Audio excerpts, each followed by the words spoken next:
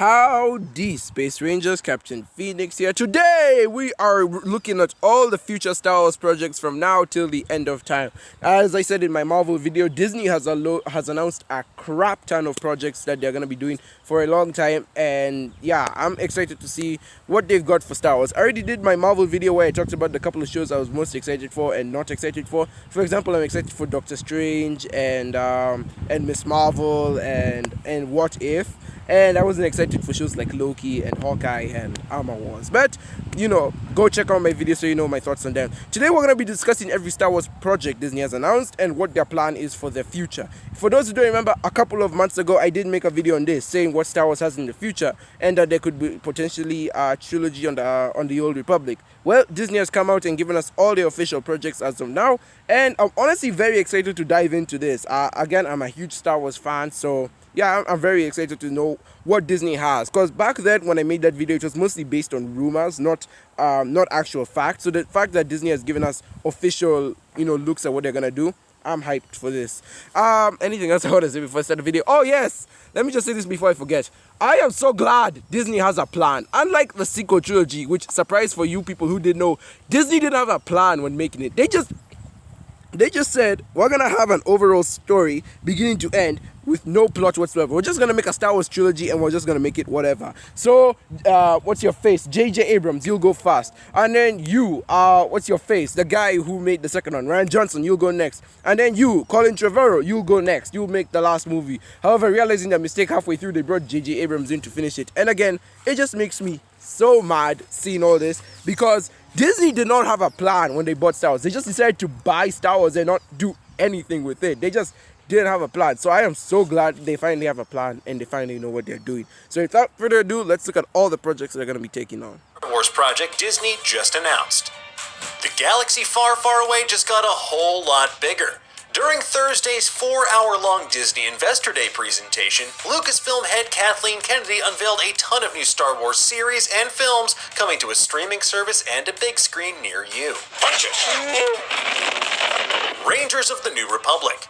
Jon Favreau and Dave Filoni's The Mandalorian spin-off is set during the Mandalorian timeline and will, quote, intersect with future stories and culminate in a climactic story event, end quote, according to Starwars.com. But the real question is, will it star Cara Dune? I heard rumors you might have gone legit. I wouldn't go that far. Ahsoka. Okay. Here's a show with some potential. Rangers of the New Republic is essentially what I thought Resistance was going to be like. For those who don't know, I thought Star Wars Resistance was going to be a show that takes place from the end of Return of the Jedi all the way to the beginning of The Force Awakens. And it would answer a lot of questions. Where the First Order came from? What happened to Ezra Bridger? How does Leia fit into all of this? How did Kylo get turned to Supreme Snoke? I mean, get turned, like, his loyalty get turned to Supreme Snoke.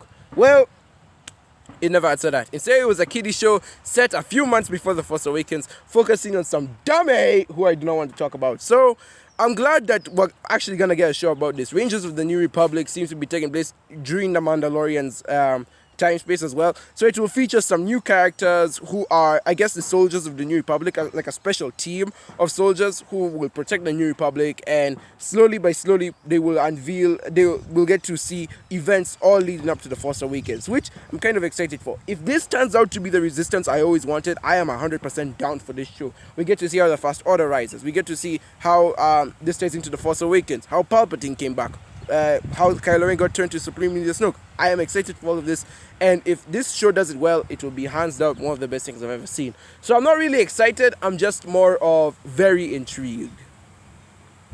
Rosario Dawson's The Mandalorian appearance was just the beginning. She will return as Ahsoka Tano in a limited series written by Dave Filoni and produced by Mando masterminds Filoni and Favreau. Where is Grand Admiral Thrawn? Andor. Okay, I have a slight problem with this.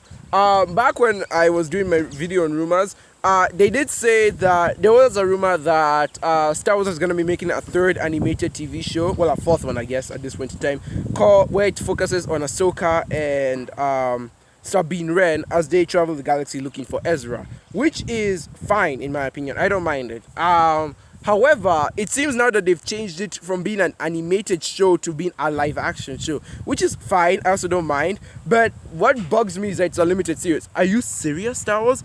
The fans want something. Everyone wants this certain thing. and they give us a limited series. Netflix does the same thing with Wizards, and now Star Wars comes in giving us Ahsoka. Are you expecting us to only be with you for one season of Ahsoka? And in this one season of Ahsoka, we're supposed to be following her after the events of Return of the Jedi. She and Sabine will go to search for Ezra. They'll fight Admiral Thrawn and then do something afterward. What are they gonna do? Again, I am very excited for this show. I'm just annoyed at all the things we had to go through to finally get this show. So if anything, Ahsoka is my most excited show from Star Wars so far. It's my most excited property from the series, and I'm interested to see where it goes, and I am hands down here for it. Please let me watch Ahsoka. And for those wondering, no, I haven't done my Mandalorian reviews, mostly because I can't watch them because pirates don't like me. So yeah. So yes, I'm very excited for the Ahsoka show. I'm just mad it's a limited series. Give us a season 2. Why is there only going to be one season, man? Why you got to break my heart like this? This tense spy thriller created by Tony Gilroy follows the pre-Rogue One adventures of rebel spy Cassian Andor as played by Diego Luna.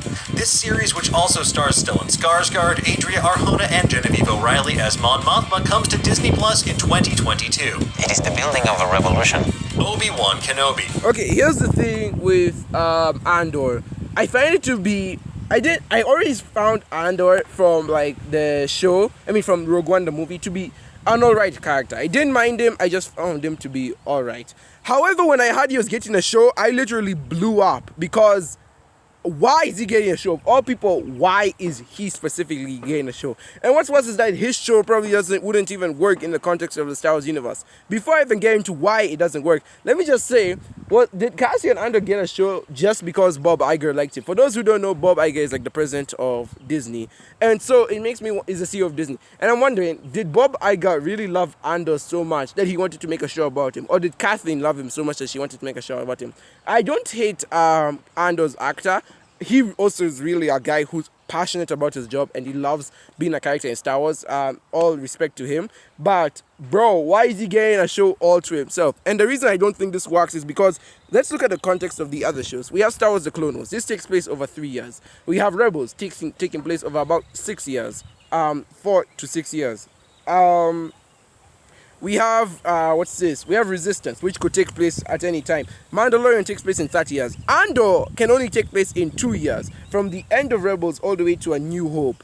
And as we know, A New Hope is right after Rogue One. So if anything, Andor gets a show that only lasts 2 years, and he's supposed to be doing so much crap in that time frame of 2 years. Now I understand they could bump him up to being in the Rebel Alliance during the time of Rebels, but if anything, that will most likely be in the last season of Rebels. From my point of view, I see his show starting at the end of Rebels and starting at the end of Rebels and ending before Rogue One, and it's gonna be a mess. I really do see this show becoming a mess. I want it to succeed, but there is just no light way to say it. I think it could potentially be a mess.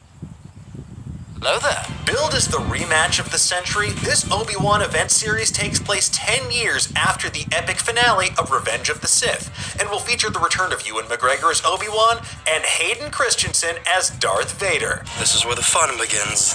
The Bad Batch. Yes! Aside from Ahsoka, I am most excited for Obi-Wan Kenobi. As to whether or not it's a limited series, that's up to be decided, because I don't think they mentioned it here, though I did hear it's going to be a limited series. Really, Disney? You give us something we actually want again, and it's not a limited series? What the fudge?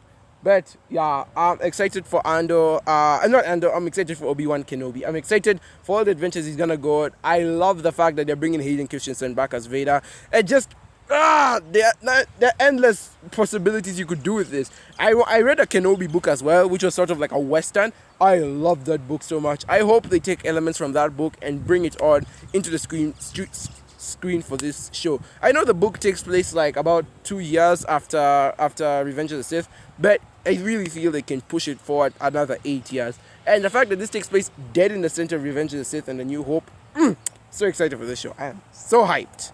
But yeah. And another reason I'm not excited for Andor is because there's no Jedi in it. Bleh. Previously announced Disney Plus animated series follows the elite experimental clones of the titular Bad Batch as they take on daring mercenary missions in the immediate aftermath of the Clone Wars. That was quite an impressive display. Star Wars. Okay. I have mixed feelings on this show. On the one hand, I'm excited for it. The possibilities are endless. We get to see the Bad Batch. Did they take part in Order 66? Did they not take part in Order 66? Do they want to join the Empire? Do they not want to join the Empire? Did they kill any Jedi? Are they gonna hunt down Jedi? We don't know. Another thing is, however, the problem is this takes place immediately after the Clone Wars, which makes me think that this is really just Clone Wars Season 8. I feel Disney got sick and tired of everyone saying, we want Clone Wars, we want Clone Wars, that they gave us Season 7, it's like, no more Clone Wars. But then Dave Filoni is like, yeah, you said no more Clone Wars, but how about Clone Wars Season 8, aka The Bad Batch? And Disney's like, okay, fine, you know what, you get The Bad Batch. Because really, in my opinion, it's just Clone Wars Season 8. There really is no difference.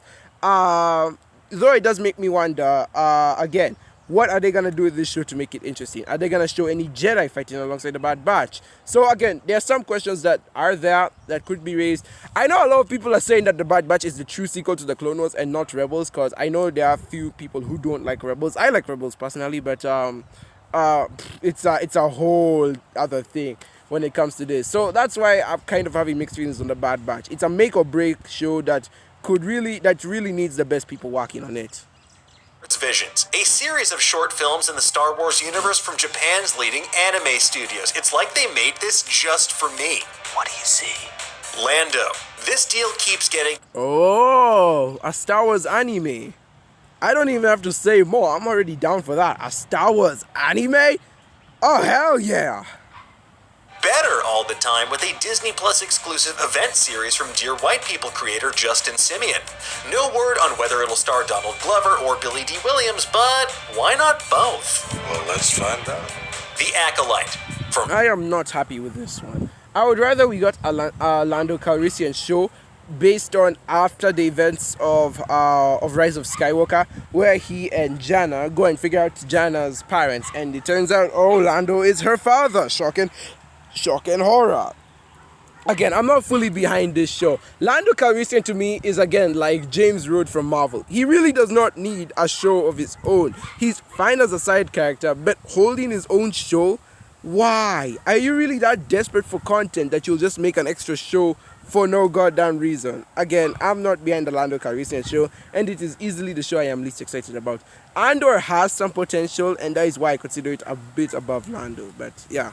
Again, I'd rather if it's after Rise of Skywalker, but if it's before, I am definitely not interested in watching it. Russian doll creator Leslie Headland comes this mystery thriller Disney Plus series about shadowy secrets and emerging dark side powers during the final days of the High Republic era. This marks the first time we've really left the Skywalker, which I am glad for. Okay, let me saga timeline behind, and honestly, it's about time.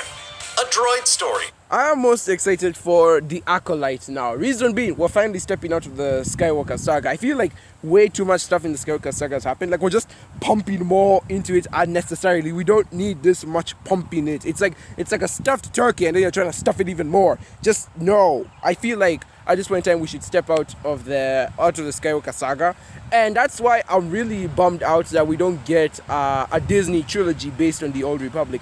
I'm not a big fan of the Old Republic. I haven't watched anything from the Old Republic. I just know it was a great part in Star Wars due to what the fans say, and I really wish Disney would stop being so cowardly and make a trilogy about it already. As for this show, I'm excited for it. The Acolyte during the end of the High Republic era, meaning this is roughly 200 years before the Skywalker saga. So if anything, we'll probably still see Yoda, and I heard someone say that we could see Darth. Who's this? Darth Tenebris' master. For those who don't know, Darth Tenebris is Darth Plagueis' master, who is Darth Sidious' master. So we could see Darth Tenebris and Darth Tenebris' master, who was also Twi'lek. So if anything, there's a lot of potential for the show. I'm really interested to see what's gonna happen here. It's pretty straightforward. It's an animated special coming to Disney Plus guided by R2-D2 and C-3PO. Taika Waititi's Star Wars. Okay, I'm glad it's not a full-on movie, but a short with just C-3PO and R2-D2. Oh boy, I'm just gonna say I hope it's good. As previously reported, this new Star Wars film from filmmaker Taika Waititi is described as fresh, unexpected, and unique, according to Kathleen Kennedy. And considering what he did with Thor Ragnarok, we are beyond excited. This is acceptable. Rogue Squadron. Okay, here's the thing with Taika Waititi. I really like his movie, Thor Ragnarok. I really loved it. It was such a funny movie. However, a small problem I have is that Star Wars is kind of different from Marvel. It's like on a different level than Marvel. Therefore, the only problem I would have is that if Taika Waititi got involved with a Star Wars movie, he would make it a bit too Marvel-y for the Star Wars fans. And considering The Last Jedi was also a very Marvel-y Star Wars movie and a lot of people hated that, I'm kind of worried for Taika Waititi. Yeah, I love the work this guy has done, but kind of worried for him. I also really like that episode of The Mandalorian he made. So again, it's really all about what happens in the end. The next Star Wars film comes from Wonder Woman director Patty Jenkins and focuses on the next generation of starfighter pilots. Whether this takes place during the Galactic Civil War like the OG Rogue Squadron, that remains to be seen, but something tells me it's a new timeline. Rogue Squadron locks S-foils in attack position in theaters on Christmas 2023. I'm going in. And those are all the... Okay, Rogue Squadron. Again, a show I'm not very excited for, mostly because I'm more of a Star Wars fan who's interested in the Force and Jedi, rather than a Star Wars fan who's interested in the war and the regular man. That's just my personal preference. I'm not saying that I hate war and the regular man. I'm just a guy who's more interested in the mystical aspects of Star Wars, which is why I'm not gonna say I'm die-hard excited for Rogue Squadron, but it does seem interesting. If anything, I do think Rogue Squadron could tie in with Rangers of the New Republic, considering that it might take place during or after the original trilogy. So I'm interested to see whether those two shows will tie in together. Overall, there's all these things Star Wars coming related. I am excited for a lot of them, such as Kenobi and Ahsoka, and and the Bad Batch. I'm fine with it. And yeah, I'm interested to see what Disney has. Hopefully they don't botch it up this time. At least they have a plan for what they're doing. So at least there's that.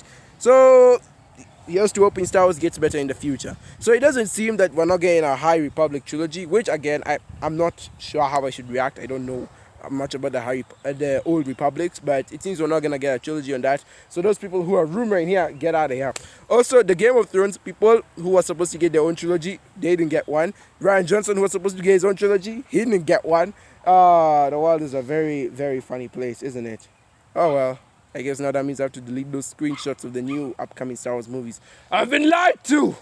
But that's all for today, guys. Thank you so very much for watching. I have been Captain Phoenix. Be sure to like, subscribe. 92% of my audience doesn't watch. I would show you the graph right now, but I'm an extremely humble person. Therefore, I'm just going to tell you to subscribe and help me out. Thank you so very much for watching. I've been Captain Phoenix, and with that, I will see you in another universe.